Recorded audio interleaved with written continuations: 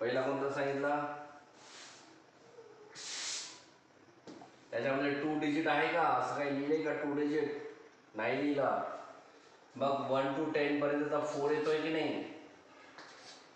14, 24, 34 हे सगळे युनिट प्लेसवरचे आहेत ना. नंतर 44 परत 54, 64, 74, 84 आणि 94. आणखी काही राहतं का? नाही सर. चुकूनही राहिला नाही ना पाहिजे एखादा. पहा बरं, जिथे आपण आपली नजरच गेली नाही आहे ना, असं काही आहे का?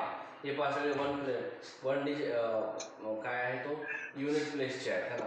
1 2 3 4 1 2 3 4 5 6 7 8 9 10. किती आहेत सर्व? 10 आहेत. किती आहेत? 10 आहे. 10 आहे. मिळाले का सर्व? काही राहिलाय का? सुटला का आपल्याच्याने एखादा?